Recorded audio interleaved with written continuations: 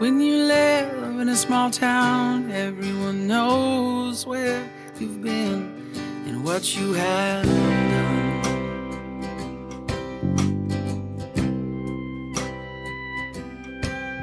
I've been trying to leave this old town since Welcome back. Thanks for joining us. I'm Zeta. And I'm Kelly. And you're listening to Two Sides and the Truth. Welcome back, everybody. I'm excited to record again because it's been a minute. We're a little bit behind. We're sorry about that. We thought we were so proactive by recording during Thanksgiving week. Little do we know the week after Thanksgiving would be harder. That was going to be the ticker right there. Yeah. And part of those reasons is that my truck has been in the shop. And I've teased a little bit about this on Facebook because it's become such an ordeal for me. I'm going to try really hard to not make it a long story, but good luck. It's been a roller coaster ride. Long story short, on the beginning part of it is, if you listened often, you would know that my truck was in the shop this is a 2-year-old 2021 Ram 1500. And I put it in the shop about a month ago because it started doing something weird, and the lifter was out. And I took it to the local dealership here in Waxahachie because when your blinking light comes on, it's like, deal with it immediately. This is not something that you can This is not a drill. So I had taken it immediately to them. Well, that took about a week to repair, and I had to rent a car, and it was expensive, and da-da-da-da. And I was mad about it because it's a new vehicle. It shouldn't be having these problems. Yes. But they got it fixed. It is what it is. I just figure it's a one-off. Then my car starts behaving the exact same way, and the same light is coming on, and it's blinking again. So I take it right back to the same dealership because in my head, it's the same problem. It felt like the same problem. Unfortunately, it was Thanksgiving week. And so you can't really get a rental Thanksgiving week unless you have pre-planned. Yeah. So there were no rentals, and so I couldn't get a rental. So I was carless for a good week, really, a week, and of Thanksgiving. So Rick and I just worked it out. So I would drive his truck or, whatever we needed to do. I went hunting last weekend because I didn't have a car. I couldn't stay home. It would be pointless. I'd be sitting at the house the whole time. So I just sat in the RV all weekend while he hunted, and which wasn't a bad thing.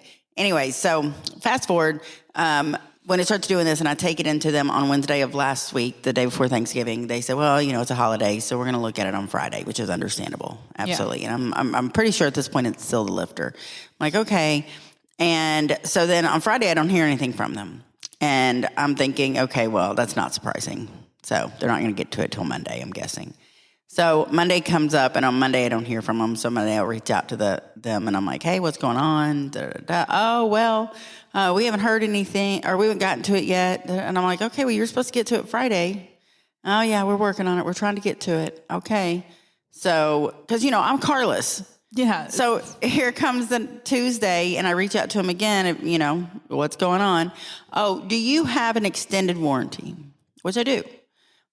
And I was like, is it not the lifter again? Nope, it's the fuel injector. Why do I have a fuel injector going out on a 2-year-old vehicle?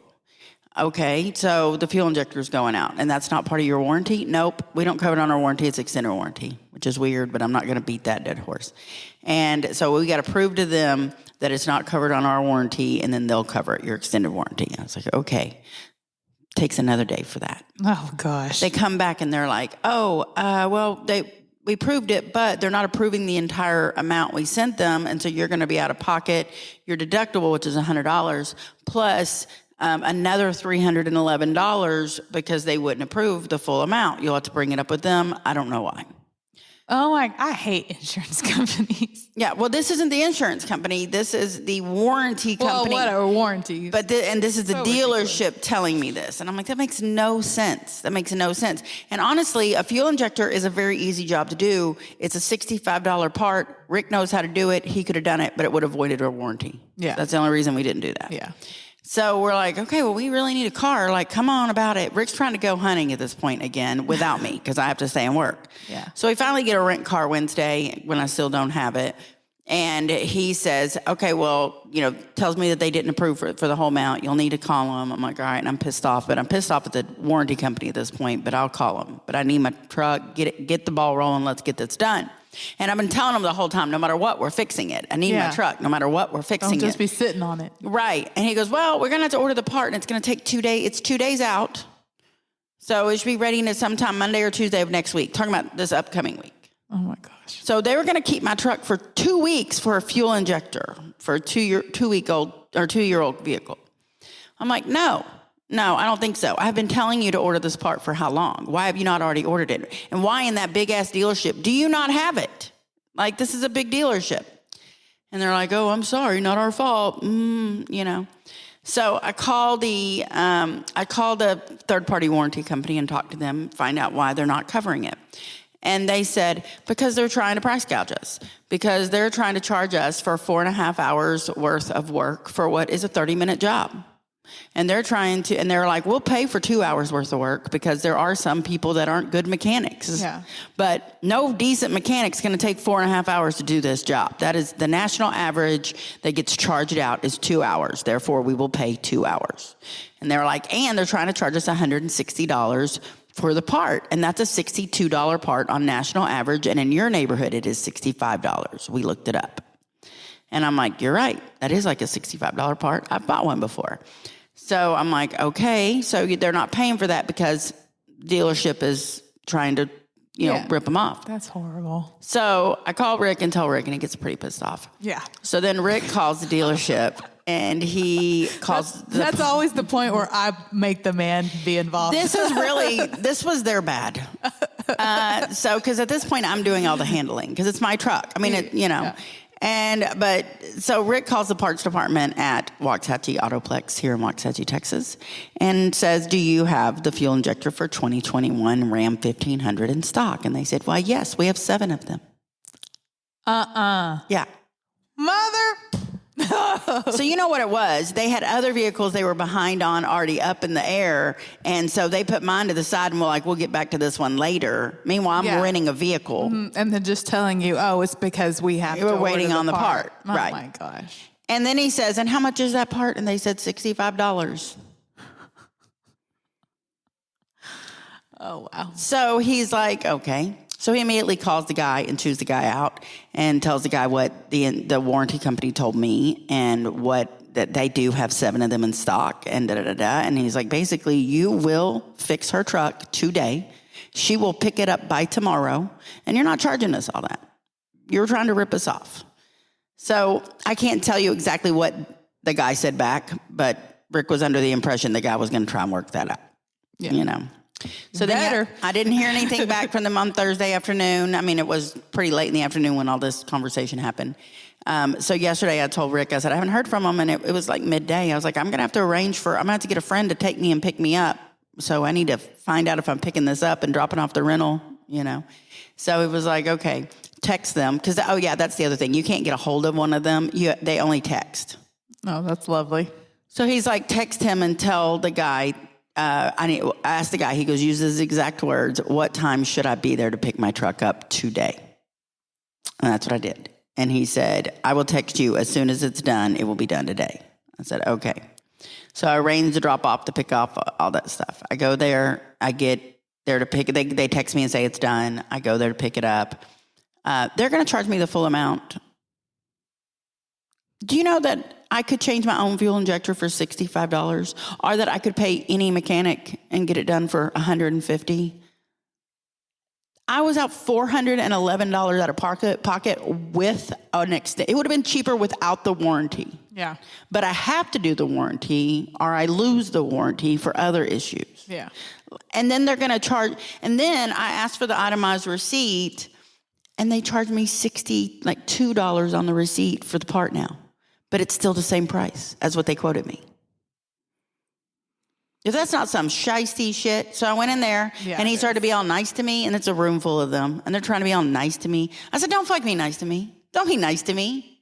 You don't get to fuck me over and then me be polite to you. Yeah. I don't know who you think you're dealing with. But what you did was wrong, and it is theft, and it is dishonest. Yeah. And I was like, and then you want me to be polite? I was like, you got the wrong bitch. I was like, I don't have any reason to be polite to you at all. You are literally stealing money from me. And he was like, no, ma'am, it was a mistake. That was just a mistake. I go, okay, listen. And at this point, his boss gets involved. I said, listen, y'all, yeah, okay, that was a mistake, and that was a mistake, and oops, we didn't know we really had 7, and oops, we don't know why we tried to charge you that much, and oops, we don't know why we're still charging you. I said, maybe you made a mistake. Maybe you're not a cunning thief and you're just a dumbass. I don't know. But pick what shoe you want to wear, put the bitch on, and tie them up. Because one of those two is you and all your employees. You're either dumbasses or you're thieves. Which one is it? Yeah, pick one. He goes, you call me a dumbass? I said, what did I just say? I did not stutter. I didn't stutter. I said, you either think I am a dumbass falling for this and that I am going to come in here and be nice to you because I'm a woman and I'm supposed to play nice when you try to fuck me. But let me tell you something. This bitch don't play like that. You try to fuck me, I fuck you harder. Got it? He goes, are you threatening me? I said, no, sir. I am making a promise. I will make sure everybody knows the service that I received today at Waxahachie Autoplex. And I will not indulge. I will not change a fact. I will make sure everything I say is 100% factual so that there are no problems with the legality. But I'm going to tell the truth. And the truth is really ugly on your part. Yeah. And I will say this is not my first issue with them. The only reason I took my vehicle to them was because of the flashing light. That was it, because I did not want to make things worse for my vehicle. And I'm not dumb. I know how much my truck is worth. But I will say, I tried to buy a vehicle from someone I knew at the Autoplex that I considered someone I was friendly with and I'd known for years. And in front of me, one of the guys said what my interest rate was. And then and they didn't realize I heard them. And then the other guy saw that I heard them, and he was like, I asked him, I said, did he just say this what it was? And he said, yes. And then I got back to the office to sign, and they had doubled my interest rate. And then I said, I heard what they said out there. I know what my real interest rate is. You must have misheard him. And that's exactly what they were doing me before. They were trying to make it my fault. Yeah. They're gaslighting me. I cannot. Oh, I hate that. So I got up and walked out of the deal. I didn't buy the truck. I was like, smart. no, dude, fuck you. Yeah. You know? And you know, their reputation precedes itself. It is what it is. But I'm not going to not. And what's funny is they kind of try to pull a fast one on Amy one time, not knowing Al was her husband. So when I went in to get the lifter done, Amy volunteered to take me and go in with me and introduce herself so that they would not try one on me. And because once they realized who Al was, because Al spent so much money there, because he's bought multiple vehicles. So because he spent so much money there, he gets a little better treatment. And so when she brought me in that one day, she introduced me and said, this is our podcast partner. And this is, please take care of her. And da-da-da-da. And they did. They fast-tracked that last one. Yeah. But I didn't pull that this time. So I got a real customer experience. Oh, that's horrible. It was absolutely and horrible. a real female customer experience. Yeah, yeah. And Rick always kind of questions me on those things, but after this, he was like, no, that's real. No, it definitely He goes, is. I promise I walked in there to pay. They would not have presented that same bill, but he was hunting. He was like, they would not have. They kicked me out. They made me leave. Oh my gosh, I love that. Oh, I love He it. goes, you need to get out. I said, do you want me to pay or not? And so I paid. Right, bye. Give me my keys. Bye. And then I paid and I go to leave. And the kid that gave me my keys is going to try to explain the bill to me. I said, just shut the fuck up. I said, you're just lying. Why are you wasting my time to listen to you lie? Anything out of your mouth's a lie. Yeah. I was like, just shut the fuck up. I said, got it? He was like, yes, ma'am. And I'm not being a Karen. Being a Karen is when I am wrong. I am overreacting to a situation. Yeah. I just paid $411 with an extended warranty for a fuel injector change on a 2-year-old vehicle, as well as had to pay to rent a vehicle. Yeah. After catching them lie to me repeatedly. No. I feel like you have the right to say, no, I don't have to be nice to you. No, you definitely do. No, and I did not have to be nice. And they need to be thankful Rick was hunting. Honestly, yeah. I thought he was going to leave hunting, and I was like, he's going to go to jail if he leaves hunting. He's going to end up in jail because these pussies. The guy was like, and they were so rude. They were trying to blame me and gaslight me. Like, it's my fault that I called and verified. Because he was like, I was like, explain, you're telling me you're trying to charge them this and this and that, it's all different when I call as this customer, but when I'm this customer, it's that. Man, we have the same problem with them. We don't know why they do that. Your parts department, you have the same problem with? That's what I told him. Yeah, it's not. We're run separately. I said, the same motherfucker writes every check. So no. I said, maybe he's a dumbass too. I don't know. Bring him in the room too. Yeah. Because this looks like a lot of theft or dumbassery. I don't know which one. Honestly, probably both. Well, I'm glad to know I never need to take my vehicle there. Do not take your vehicle there. No, I mean, you can if you're into that. Some people like some sadist shit, and they're into that bondage and S&M, and that's a great place to go if you want someone to screw you over. Yeah. So tie your hands up. Head on down to the Waxahachie I was like, seriously, did y'all have to lie to me? Like, come on. That's horrible. And then get mad at me for verifying your lie, which Rick really did, but whatever. I did think that was brilliant on his part. Yeah, it was. So that's I do have my truck back though now. Okay, well. And I will be trading it in. That's a different story. I did try to buy a car too, and I got, I started looking into it, and I got so frustrated I just gave up again, just like last time I had to buy a vehicle. Yeah. So when I have to wait till hunting season's over. Rick's just not available during hunting season, and he's just going to have to do it with me because I just don't have the patience anymore. I feel you. Anytime it comes to dealing with a vehicle or any kind of vehicle repairs or getting a vehicle, I always make Dante get involved. Yeah. Because I've learned, I don't want people treating me like I'm stupid or acting like they can take advantage of me. And I really don't know. I know some about cars, but I really don't know a lot. And I worked in the car industry. I sold cars for 5 years. But I didn't. So I just know, like, if you have a male that's available that is somewhat, informed about these things, you need to make sure that they do it because it is just a more seamless, thing. Yeah. They're not going to treat them the same. It's sad, but it's true. It is. Yeah. Anyways, that was my car. Y'all are caught up on the car situation. I've also been driving Rick's truck a lot. Not going to complain about that. Really like driving that big F-250. I feel so in control of the road. Yeah. I absolutely love it. Like, get in my way. I dare you. Yeah, I had to drive it to Thanksgiving, and I felt bad because Rick was going to his grandma's for Thanksgiving, and I was going to my dad's for Thanksgiving, and so I had to drive his truck, so I dropped him off at his grandma's, and his daughter was going to give him a ride home.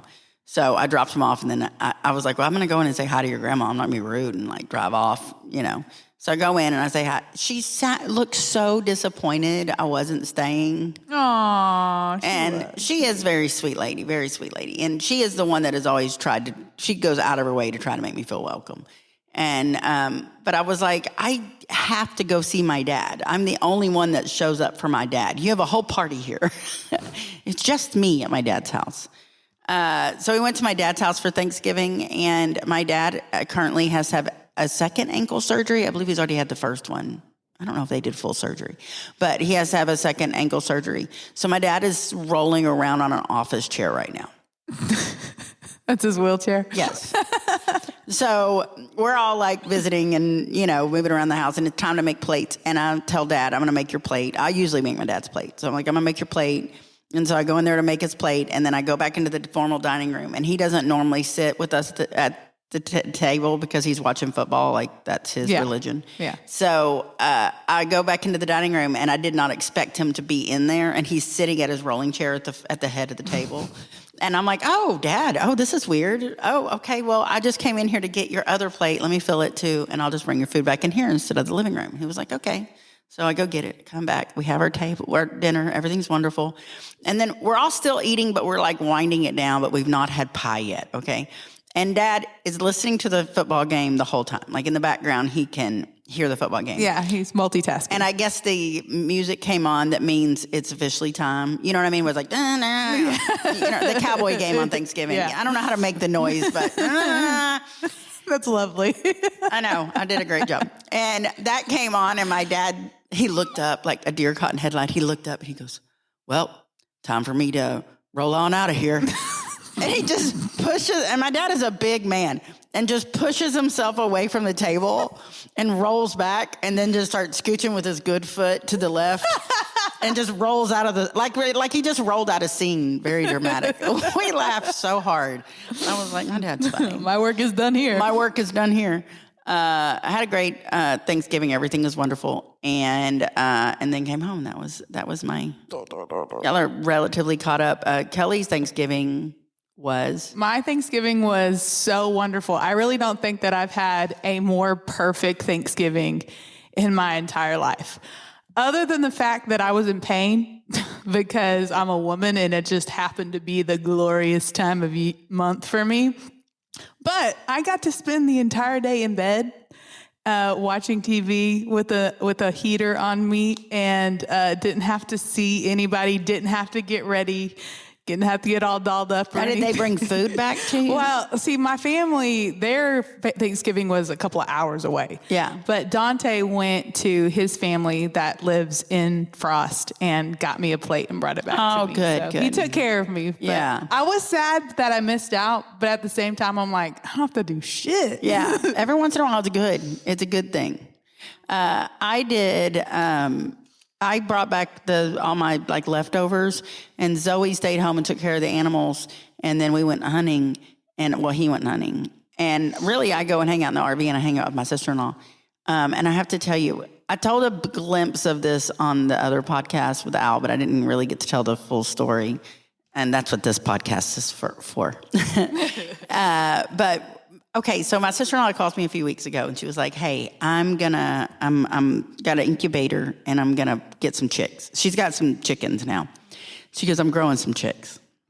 She had grown 2 previously, and they disappeared within a few days. Aww. In the house. What? Yeah. So they're just lost in her house Well, I'm somewhere? sure something ate them. Oh, gosh. She has dogs and cat. Oh, you know. yeah. Okay. Remember, she had a possum for a short time that also disappeared in the house. That's weird. She needs to stop bringing things. That's what I told her. It's like a black hole. You just don't know what's going to happen.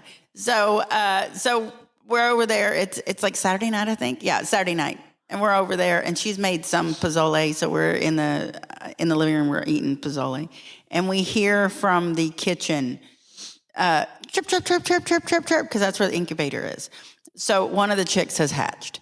Aww. And so we're like, oh my God, the chick hatched. So she goes and she gets the chick and brings it back, and we get a little box, and we put like a little towel in it, and it's so cute, and it's still like wet because it's just literally just hatched, and it's moments old. And she puts the little chick in the box, and so she's sitting in the recliner, it's kind of at the end of the couch, and then the chick is sitting next to her on the couch, and then I am sitting next to the chick. And we're all sitting there talking and visiting and eating and looking at the chick, and the chick is so cute. And then I'm so scared right now. I'm so scared. I can't. The chick is still alive. Just hurry up. Just get it over with. The chick is still alive. Just tell me what happened. It is a roller coaster. So her son's dog decides it wants to know what's going on with the chick. The chick is just going crazy. Yeah, so he's like, what the heck is this? Yeah, so he goes over there and he's like smelling the box, the side of the box. And I was like, don't let him put his face in that box. And they're like, no, he just wants to know what's going on. He won't hurt the chick. And I'm like, I don't trust him. That is a chicken nugget right now. Yeah. Him, okay? And so he pops his head over, it takes moments, reaches in, takes the whole chick in his mouth. It's gone. You can't see the chick. It's gone. And it's quiet. Oh, no. And it was like, I am eating. And I am like, oh my God, get the chick out of his mouth. Get the chick out. And I don't know if he's just swallowed it, if he has bitten it in half. I don't know. So I'm afraid to even look. It was just tasting it. Yes. And I'm like, oh my God. And the room has gone silent and no one knows what to do. So Rick is there and her son is there and she's there and I'm there.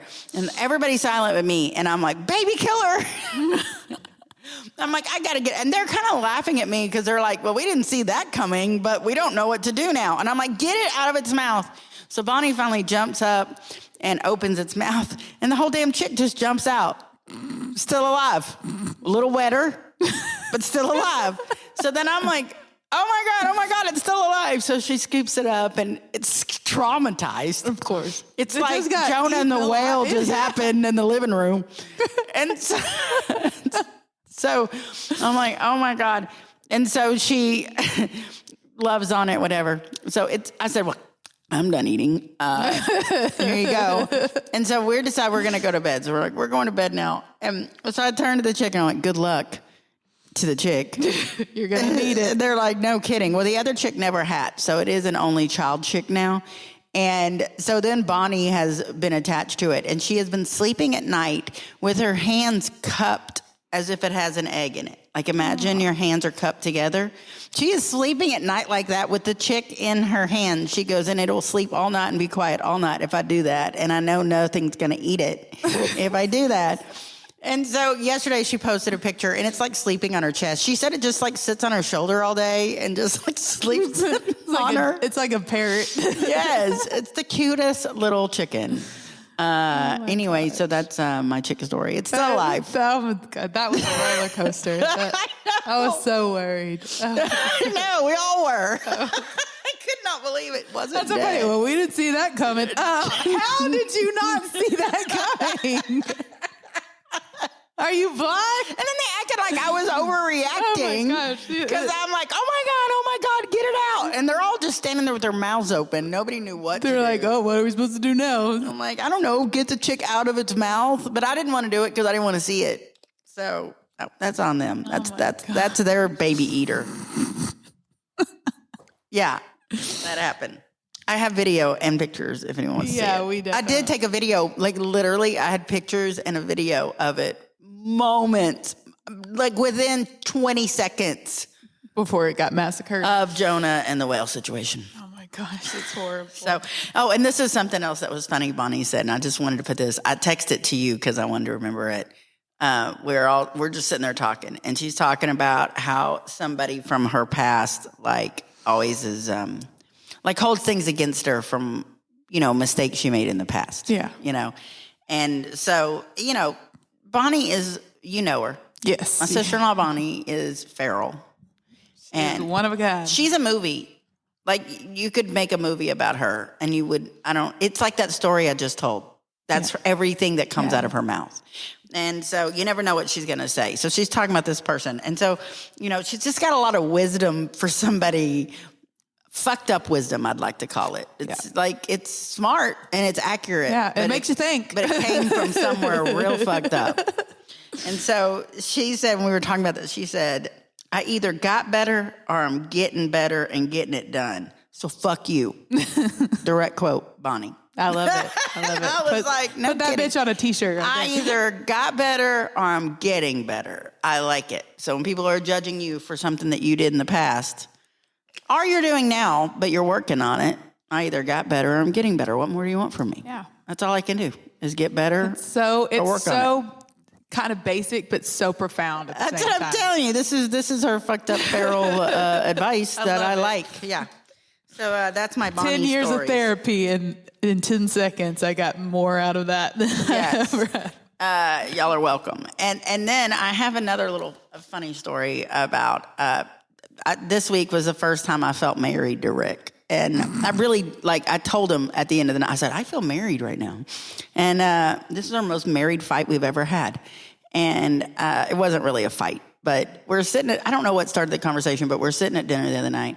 And something comes up about British people. And so then I'm like, English people are British people.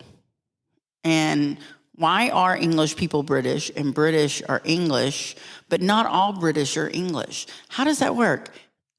I don't know. I'm American. Like, how does that work?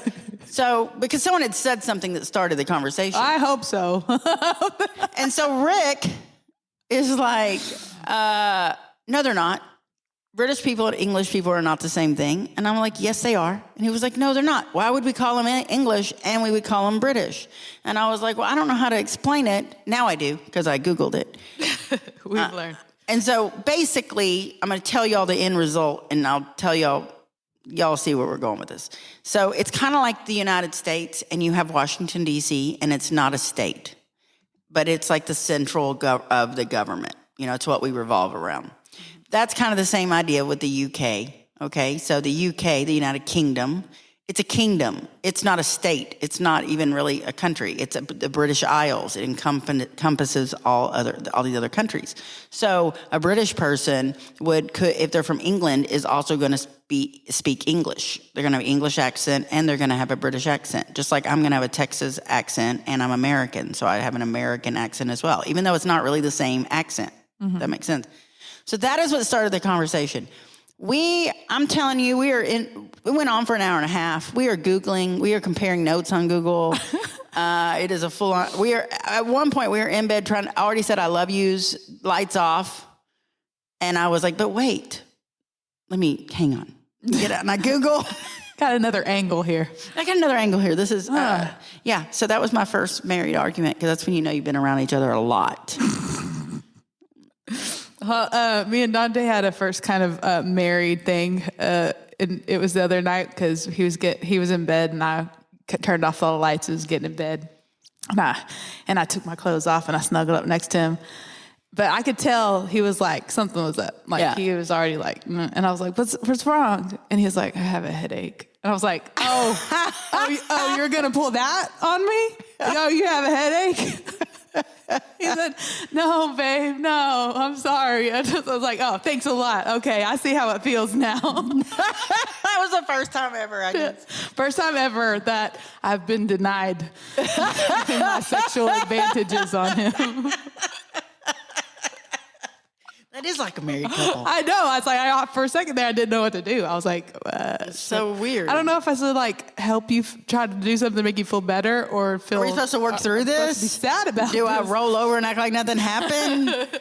What if I do all the work? What if you just lay there? You don't have to enjoy it yourself. I'll go get you an ice pack. You can put it on your head.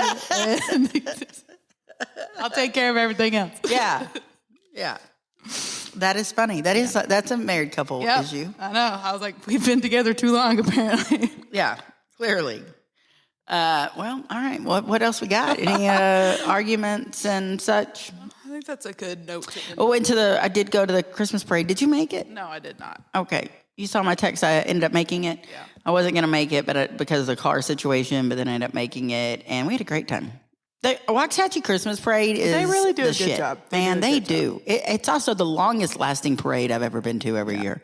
But everything is lit up, and it's and the crowd loves it. Like, the crowd goes wild. Mm-hmm. Well, they do a really good job because they have a bunch of different clubs that they have in it, and all the clubs do a really good job of putting on a good show. Yeah. So it's a very entertaining show. And then I think that because it's at night and because of all the lights, that adds like another element. So it's not just a regular like parade float kind of thing. You have all the lights and the craziness. Well, now they're selling hot chocolate. Yeah. And Santa shows up. And everybody, they have the vendors that have all the different balloons and lights and guns and what have you, and lightsabers. Every time we do it, I try to go every year. And every year I think, this is what I love about Waxahachie. Because, I know that still happens in a lot of towns, but this town's still it's getting pretty big. And the fact that that's when it still feels like the same town. Yeah. This feels like a small town again. Yeah, it's like the old Waxahachie. Mm-hmm. For just a glimpse, just a minute. Anyway, so I think everybody's caught up now. Yep. All right, so our topic of the day today is going to be combating antisocial tendencies. So if you are somebody who struggles with any kind of antisocial tendencies, and that could be like not liking big crowds, not liking to go out, being a homebody, being just like weirdly, antisocial. I don't know. There's lots of different ways, I guess, that you can be antisocial. I am and I'm not. I'm literally like bipolar social, antisocial when it comes to that. Because I am either like so in it or I'm just so out of it. And that can change at literally the drop of a dime. I can be like so ready to go out. If we have a girls' night planned, all right, I got my outfit planned out. If we're going after work, I've got my bag packed. I've got everything that I need. And I can be excited all day. But then when it comes down to actually going out, I'm like, do I really want to do this? I really just want to go home. Like, I don't want to. And so I have to literally sometimes make myself, no, you're going out, you're hanging out with your friends, you're getting out of the house, you're doing this. So I don't know. Do you have any antisocial tendencies? Well, I do, because I like to go home. I really home is just so nice. I mean, I'm social and I like to hang out with my friends, but I can't do 7 days a week. I can't do all the time. And so I really have to, I used to be able to, but now I have to like pick important times to do it. And so that I can have the quality, it's quality, not quantity. Yeah. But even like this last weekend, I had a little small girls thing planned and people kept having to cancel because they had family things come up, whatever. So before even people started canceling, I was debating canceling because I just wasn't feeling it. I just wasn't feel like being social. And then I found out my niece had something going on, so I wanted to go so I could be there for my niece. So I was like, well, as long as I'm in town, we'll just do the girls' weekend. Yeah. So we go, and it ends up being just 3 of us because, we didn't, everybody had life things go whatever. And it turned out wonderful. And I just really never regret it once I get myself to do it. Right. The same way. Now, I'm going to kind of go back on that, though. I am known to show up and then leave immediately because I decide I'm too tired. I'm not feeling it. Yeah, like, nope, not doing this today. Yeah, and really the last 6 months, I have no interest in even meeting for dinner. And it's not because Rick is there or anything like that. I just not feeling it. I know. I want to spend time with only my core friends. So I really am if those 4 people can't do it, then I'm just out. And I don't know how else to put it. I'm just not feeling it. I know. So I'm very much the same way. And it's so weird because I've never been big on going out. I'm not, and it's not that I don't like people. I really am a people person. I like talking to people. I like having friends. I love making new friends. But when it comes to being social, there's so many things that are just kind of like triggers to me. It's got to line up perfectly. Yeah, exactly. I don't like being touched. So if people are, touching and hugging on me and doing all this stuff, I want to enjoy that, but I really don't. So that kind of sets me off. There's a meme going around right now that was it's a haunted house, only it's a bunch of men saying, "Oh, where's my hug?" Oh my gosh. I was like, damn, if us women don't understand that. Right. And so I don't know, but I know how important it is to have that going out time and not just for myself, because it is important for me because it's part of my therapy, is to put myself in the situations that are hard for me to do. Yeah. Just like with get over it. Anytime I go and get my nails done, it's hard for me to do because they're having to hold my hand and touch me. Anytime I go get a tattoo, it's part of my therapy because somebody's literally having to put a needle in my skin. I do these things that are actually really hard for me. Going and getting my hair cut. I've been supposed to do that for months and months now, but I haven't done it yet because it's just so hard for me to actually do it. But actually putting myself in the situation of going out, being around people, and being vulnerable, it helps build that outer shell, helps build it up. I haven't done it in so long now that it's daunting thinking about actually doing it. It's exhausting just to get to the point you're there. Yeah. And especially when you go somewhere where I like going places where I know people because it makes me feel more comfortable because I know if something goes down, which it has before, that people are going to look out for me. I'm going to have people there that are going to make sure situations get handled. If I have somebody come up and be absolutely harassing me or assaulting me, those are things that literally happened. So I automatically, my brain is going through all of what could happen. And I'm figuring out where the exits are. And I'm checking where the cameras are. I have found myself just wanting to do things at the cabin or at my home. Right. Or somebody else's home. But I have to make myself do the things that are hard. I can't I can't get to the point where I'm only going to do I can't. I have to make myself go out and do the things that are hard, or I'm just going to end up a old lady just locked in her home. And I don't want that. And so I'm really pushing myself to get out more, and drive places. Driving is another thing I hate doing, but I have to get over those things and really push because my friendships are worth it to me. And not just my friendships, but my mental health is worth it to me. So I'm really having to make myself do it. So we're going out tonight and doing a girls' night. It's the first one in literally forever. So I'm excited. And also because I haven't been to this place, I haven't been to Rocket in forever, and so I know if I see people there, they're like, "Oh my gosh, where have you been?" And then that even give me a creates hug. even more. I know, right? Well, I was talking to a friend of ours, a mutual friend of yours and I, on the phone yesterday, and we were talking. We have a friend that has moved back recently and to the area, and her kids are grown, and she's all right. She looks freaking amazing. The woman is 50 and freaking fabulous. This woman has always been 50 stunning. and fabulous. She has always been stunning. And she just moved back to Texas, so she wants to go out. And every day she's doing something. She's going to the Cowboys game, or she's going to this, or she's going to that. And every day she has something going on. And she's constantly inviting our friend group. Right. My friend group that you've become friends with are all friends with her. I don't think you've met her, but she's part of our high school friend group, right? Mm-hmm. And she's always doing something. And we are all like, girl, you missed this stage. Like, and I told her this. I was like, you should have moved here when we were like 33, okay? We are 48, 49, and 50. We are no longer going out and partying like we used to. We used to do these down things. The hatches. Well, and it's not even that everybody has a significant other, because actually most of my friends don't have a significant other. We just like being home now. Like, I don't know what else it is. And she is in full fun stage we were in 12, 13 years ago. Right. And so I wonder if you'll get another wind. Well, that's what we were talking about. We were like, do you have another one in you? And our mutual friend was like, girl, no, I don't have another one in me. And I'm like, yeah, I don't know that I do either. And so we were just laughing about it. But we have another friend that has recently gone through a divorce, and then another friend that's recently gone through a divorce, and they've all been hanging out with each other because that they missed that time too. Yeah, well, one of them didn't. One of them was my running mate, but they're divorcing again, and they're on round 2 divorce. And maybe you just have to go through another divorce before you get another wind. Maybe that's the way it goes. Maybe that's what it is. I don't know. And so we were laughing about it because, we have a girls' dinner thing planned at my house coming up.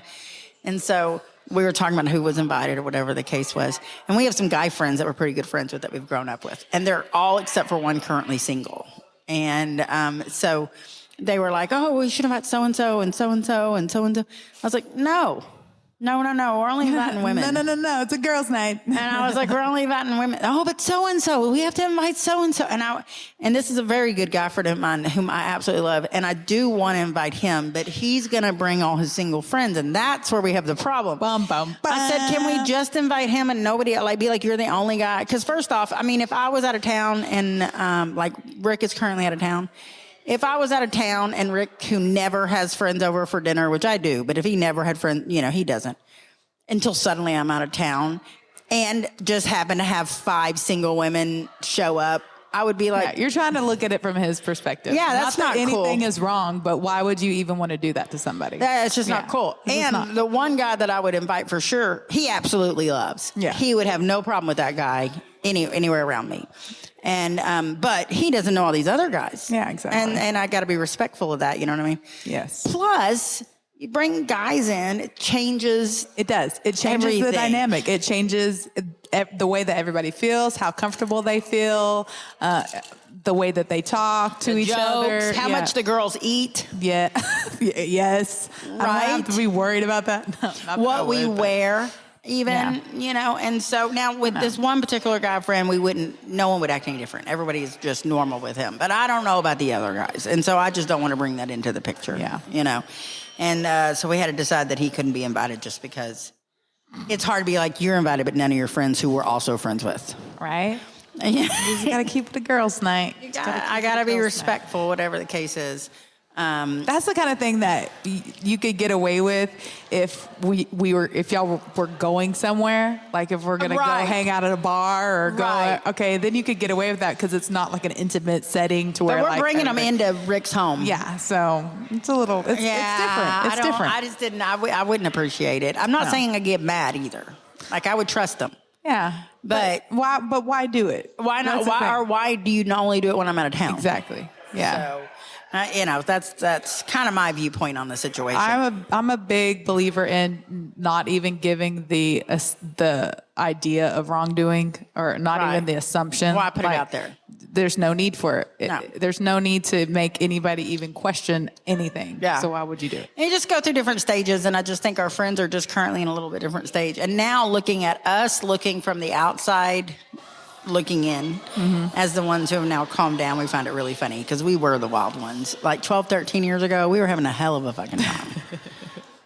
My running mates 12, 13 years ago, which are some of my still best friends, there were like 13 of us that got divorced at the same time. I mean, we all got divorced between 30 and 32. What, did y'all like send out a group text message? Like No, we group found each email? other after the divorce. Hey, no, honestly, I mean, we had, like, during the marriage, we're all gonna get divorced this year, so put it in the books. Call your lawyers. Oh, I think sometimes one breeds the others. They see their friend living their best life, and they're like, "Wait a minute, I could live my best And you life." have to know that they were already unhappy. They're like, just waiting for it to be okay. Well, kind of what happened with us was, I mean, this really has to do with the time period, but the internet when I was growing up didn't exist. And then it came around when we were in our late 20s, really. I mean, it came up before then, but no one could afford it. And if you did, you didn't have Facebook and all that stuff, So really, when I graduated, everybody lost contact with each other because there was really no easy way to keep contact with each other. And if you moved, your phone number changed because we didn't have cell phones. So you didn't have a way to keep up with people. Yeah. Then Facebook came around. Well, Facebook came around right as we were all going through our divorce. So no one was getting divorced because of Facebook. Like, Facebook was literally in its infancy. But we were able to see, oh, so-and-so's doing this tonight. They're going here. I'm at home board. I could go there. Let me ask them if I can go with you. And the next thing you know, this group of people, we're all going to concerts together, and we're going to bars together, and we're going to the state fair together, and we're going to, farmers market together. We did everything together. And one thing that I thought was really cool was that, and this is a good thing for the antisocial thing, really, like you're really struggling with the social aspects, is that I had a friend, Megan, that when she went through her divorce, she started it wasn't a dating website. It was a singles website. Okay. And it was a Facebook page. And it was called, I'm not going to say what the name of it is because it still exists. Oh, okay. But basically, in order for you to join the group, someone had to invite you. Yeah. Okay. And then for you to join the group, you had to invite one person. And it had to be someone single. So it was all about your friends of friends. Yeah. So you didn't have the same friend group all like dating within each other. They were bringing their friends from work or from their other aspects of their life. Yeah. And what they would do is they weren't coming in and doing like dating things. They were just doing adventures together. So we're all going bowling. We're all going camping. They went on cruises together. Yeah, so it was like events and adventures. Yeah, but free. But even better. And everybody was somewhat vetted because they had to be invited in. Yeah. And they had to know somebody well enough to invite them in. And before they could join, to add them, they had to answer questions to add, whatever. And that way you weren't getting secretly married people in that were pretending like they were single. And I know at least 4 or 5 couples that got married because of that group. So it was productive. And they're still married I don't know of any divorces from it. But I actually have a friend from Arkansas, and it was meant to be only DFW people, but I have a friend from Arkansas that was my buddy when I would go home to Arkansas to visit my dad. And she was like my running mate growing up, as little kids in Arkansas. And she got divorced around that time. And I was like, hey, she was just kind of like, I don't know what to do with myself. I'm divorced. She didn't have children. She was like, and she lived in Little Rock. She was like, I don't know what to do with myself. Every night I can't figure out anything to do. I don't know anyone here. She's from Arkansas, but she wasn't from Little Rock. So I was like, and she's real funny. And this page was really funny. So I was like, hey, I'm going to add you to this page. I had to get an exception because you're not from DFW, because I told them you do come to DFW so you can come and do events and stuff if you're interested. She was like, yeah, I'll join, I guess. Let me tell you, this girl, it's been 10 years. This girl, she moved to Dallas because of the connections she made from that little Facebook page. And those are her best friends. She runs with those people. That's awesome. I never went to a single event. They're just people I know. Yeah. But it became her social life. She dated a few guys she met that way. She's permanently a Dallas resident now because of that one connection that Megan decided, I need to help my friends that are single make other friends, because they weren't just making guy and girlfriends. They were making girlfriend, guy friend, guy friend. Yeah. Like guys that had been married for 15 years that had no buddies. Yeah. Now they have buddies. Yeah, that's awesome. You want to go fishing? Let's go fishing. Like they made friendships, Yeah. And I just thought that was really good.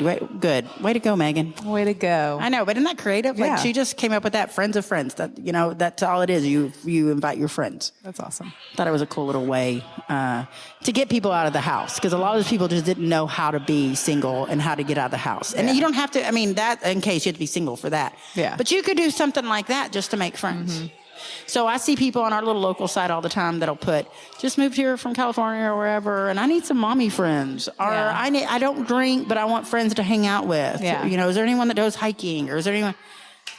More people need to come up with these sites. That's true. Like events and adventures, but for people that don't have that money. Because if you're going through a divorce, you probably don't have that money. It's true. Take it all.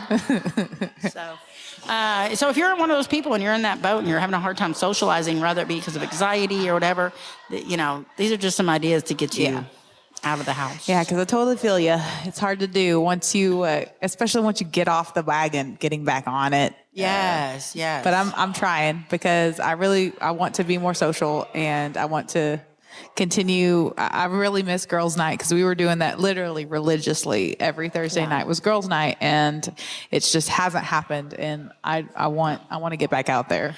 Well, my boyfriend's even like, babe, are you going to go out anytime? Like, what is going on? You haven't gone out with your girlfriends literally in forever. Leave? I was like, man, you trying to get me out of the house? Yeah, what are you doing? Well, I mean, I'm not sure when this will be posted, but I have an upcoming event at my house where we're doing a potluck dinner, and I just, Rick's out of town, so I was like, I should invite my girlfriends over to hang out. Yeah. And then Erica was the one that was like, oh, we should do potluck. I was like, great idea. She was like, that way Zeta, doesn't stuck cooking, because I always do all the cooking. She was like, everyone can bring something, and that way you don't have any dishes. And I was like, great idea.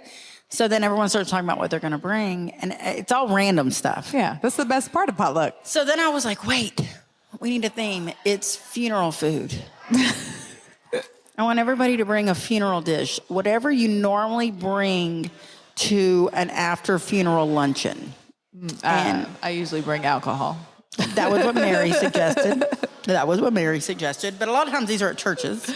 Yeah, that's true. Well, I still bring alcohol. Well, then I went on. It's just in flask form. Or it's already in a Yeti. Or a coffee cup. Yeah, whatever. You're not picky. It's like, oh, you got coffee? No, this is straight vodka. Yeah. This is Tito's right here, straight up. I put ice in it, though, so you're good. Yeah, you're good. Well, that's funny. That's what I put it on Facebook. I was like, hey, everybody, I'm having this little get together. Give me funeral food. What is your version of funeral food? Right. The comments are hilarious. Casseroles, triangle square cut sandwiches that probably don't even taste good. Yeah, mystery meat. Yeah, all kinds of random things. But the number one thing mentioned was fried chicken. Yes. The second thing mentioned was funeral potatoes. Do you know funeral potatoes? Are you familiar? I don't know that I know them by name. Okay, well, I was surprised how many people don't know them by name, because everybody on my thing was like funeral potatoes, funeral potatoes, funeral potatoes. So when I got here to meet you, we're at Al's, and when I got here to meet you, and I went over to the bar area and got myself a drink, and I'm talking to some people that I know there, and I'm telling them about it. And they're like, what? Nobody over there ever heard of funeral potatoes. And I was like, this is like the second most, probably 15 people said something about it. And I was like, they're funeral potatoes. It's kind of like an au gratin potato, but it has cornflakes on top of it. It's a casserole. Yeah, I know what you're talking about. Those are they're literally named funeral. That's when you bring them. Funerals. Have you ever had one that wasn't at a funeral? Yeah, I've had it at Thanksgiving potluck. Potluck things. Church potluck things. Yeah, it's a church potluck thing. Yeah, definitely. Totally. Maybe some of us only go to church for funerals. Okay, that's very true. So maybe whatever, So I've decided I am making funeral potatoes. I'm so excited. Yeah, so I hope you like them. They're really good. Yeah, I'm not just making that up. And I might fry some chicken, because I was going to hit number 1 and number 2. Yeah, that's what I'm thinking. So we'll let y'all know how that goes. But I'm kind of excited about our funeral food theme. It's a little weird, but It's pretty exciting. welcome. Can to we me. all dress up like we're going to a funeral? Is that what we're doing? Oh. Funeral attire? Let's Well, we just take it kinda- all the way. we kind of already I do mean, that. we do. We all wear black all the time. Okay, so whenever Kelly and Erica and I had our cleaning weekend at the cabin, and we all went out to dinner, and we all had on black dresses just by accident, which you and I right now are. Yeah, black and we're black dresses. Yeah. And that's just how we dress. Yeah. It's my signature color. So it's my signature color. It is. So, the waitress was like, why are y'all dressed like that? Like she called us Yeah. out. So this last little trip we went out there, Brandy and Zaylee and I go to eat at the same Mexican restaurant. And we go there for breakfast. And there's a few people there, not a lot of people there. And the waitress comes up to us and she says, she goes, y'all aren't from here, huh? Where y'all from? Oh, I gave that away. And Brandy says, well, she's kind of from here. And I said, well, I am kind of from here. So I was like, I used to live here a long time ago, and my family lives here. Oh, who's your family? So I name a few family members, but I mean, I have a lot of family there. So, you kind of, when someone puts you on the spot, you start like stumbling. I couldn't think of who to name. And then I'm like, is that their maiden name? Is there a way, And that's our nickname for them. Like, you're trying to get the right name. So I get to my stepdad.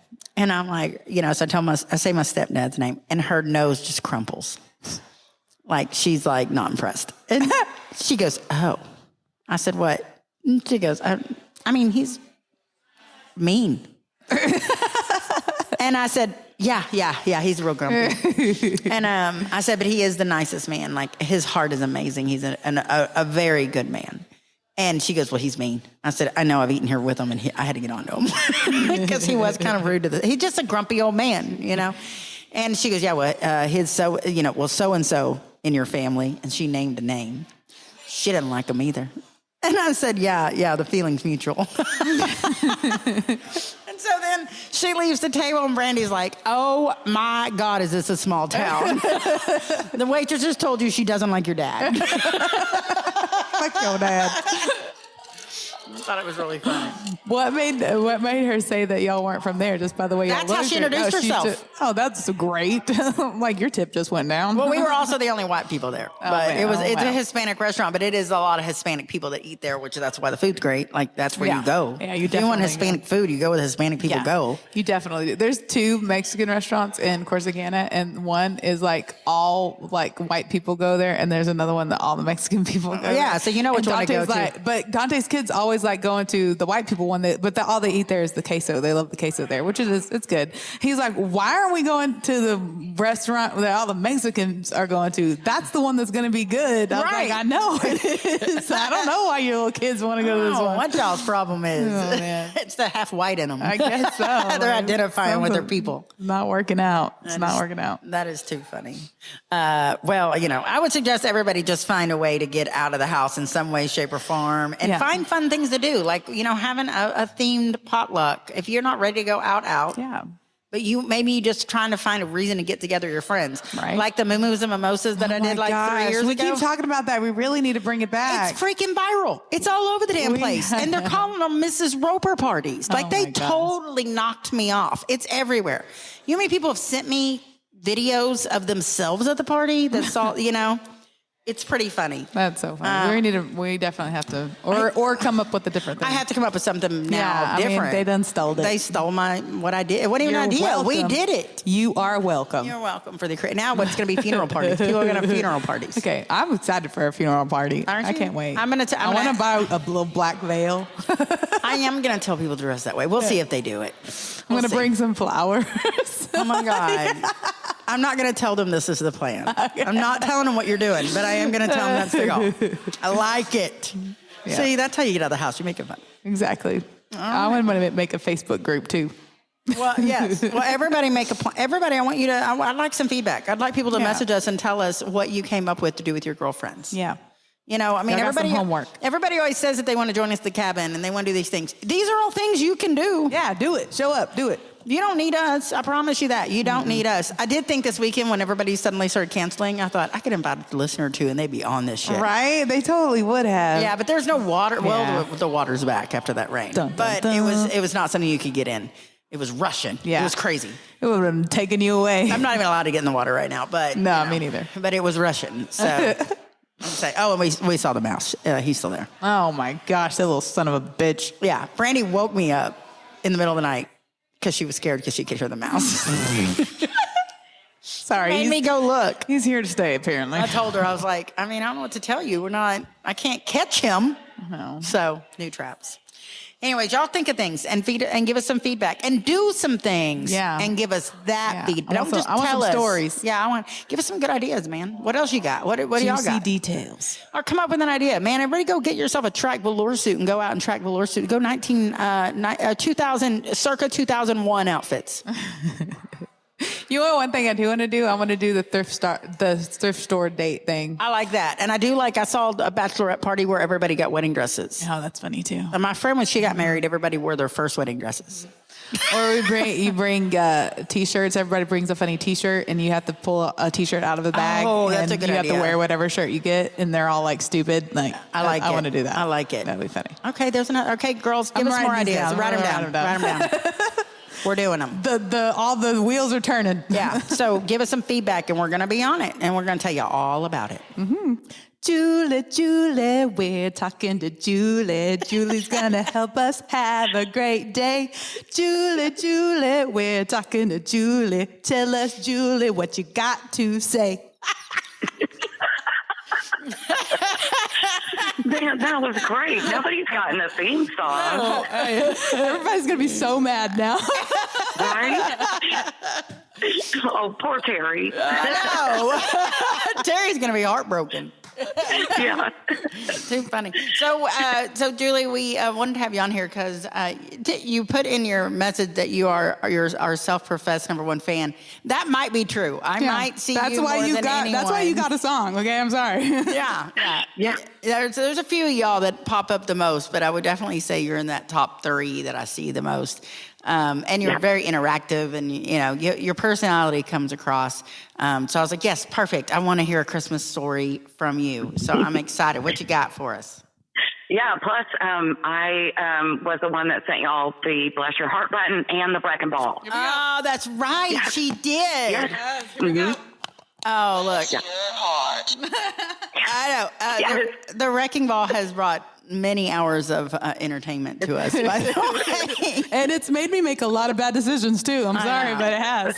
It does not give good advice. I see that. But, it happens. It's a good little play, yeah. Yes. Since it was close to the holidays and you guys were looking for, stuff to talk about, offered up a Christmas story. My mom, growing up, had a nativity set, and on Christmas Eve day, that's when we got together. She would hide the little baby Jesus. He was removable from the nativity, and she made a game of it to where she'd hide it, and we all had to find it. She gave away really, really great prizes, like, $100 or a luggage set, stuff like that. And there was a lot of, big competition because, it's $100 or something. And so like there was shoving involved. Yeah. One time I knifed my brother, but whatever. Right. It was Samson. Right. Good one. My sister would cheat. She would get there and start looking early while we were finishing up, like the deviled eggs. It was crazy. But my sister-in-law, my brother's wife, never found it for some reason. I don't know. She just didn't really get how her brain worked. Because this little Jesus is only like an inch long. And so after my mom passed away, I ended up getting that special, nativity set. What a dream. Mm. And I know it's lovely. So I went to leave for work one morning, and it was on Christmas Eve day. We had to work half a day. I work with my brother and my sister-in-law, and I happened to have already hid the baby Jesus for my husband. And I went over to this part of the house I don't normally even frequent, much less right before I'm fixing to leave to go to work. And I spied him, and I felt a tap on my shoulder. I kid you not. And my mom's voice said, don't hide that baby Jesus for Sharon. That would be so hysterical, you know? So I took him to work with me, and I put him in the what's it called? The handset.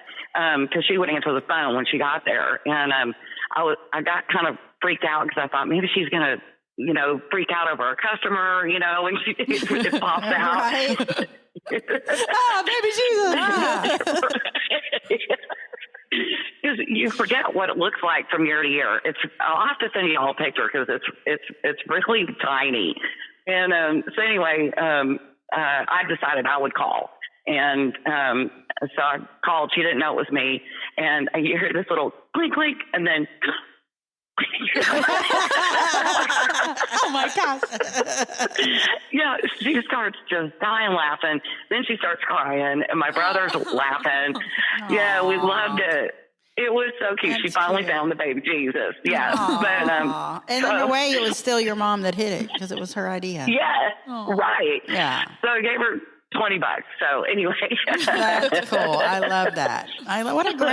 That's a great little tradition. Isn't it? So if you have a removable Jesus, you're gonna have to do that. So Yes. The next year, my husband and I, we were really floundering on what to do for Christmas. When you lose the main person, that did all the Christmases, it's hard to figure out what to do with yourself. Yeah. So we decided on Christmas Day. It was that same year. Sorry, I didn't mean next year. It was the next day on Christmas Day. We were going to go to the casino. And we were like, wow, that sounds great, So we're on our way out there, and I'm digging around in my purse, and I just go, oh, my God. And, of course, my husband freaks out, because he's driving. So he's like, what? And I go, oh, my God, I'm going straight to hell. I've got baby Jesus going to the casino with us by accident. He was in my purse. You were bringing heaven to the casino. Yes. So you gotta look at the other I was way. like, that's the way. So he said, your mom would have loved that. I was like, should I leave him in the car? He was like, no, he needs to come with us. Definitely. Can't leave baby Jesus in the car. The police might get called on you. It's hot in there. Even baby Jesus in the car. Yeah, not only did he go to the casino, after a few cocktails, he was pressing the SWAT button, and I'm like, oh my God. I am really going to hell now. Oh my goodness. Well, did you win some money? Absolutely, sure did. I brought home like $400, so I was like, she was with us, and bless you, baby Jesus. Yep. That is right. Funny. Yes. That we have a friend that when we first started doing the Girls' Weekends, the cabin, my sister-in-law was like, yeah, y'all go upstairs. We don't really use the upstairs. And they're like, y'all go upstairs and, everybody pick something. Like there's just a bunch of stuff that we need to get rid of. And just pick something, take it home with you. I need to get rid of this stuff. Yeah. So we go up there, and our friend Jen picks a Christmas ornament that is, my step-grandmother used to travel a lot when she was older. And so she brought back Christmas ornaments from different places. And it's this captain, like a sea captain. And she picks that ornament, and she travels everywhere. She's been all over the country to lighthouses, and I don't even know. She goes all over the place, and she pulls herself a travel trailer and takes it with her, and she goes by herself usually. And she takes Captain Seymour, as she named him. She takes Captain Seymour everywhere and takes pictures with him all over the place. I love it. So maybe baby Jesus needs a friend and needs to travel. He needs Captain Seymour or something. I don't know. He needs a travel buddy. Yeah. I take Zoe with me. I got my brother's ashes in my purse almost everywhere I go. And he goes to work every day, and he thought he had retired. I'm sticking it to him.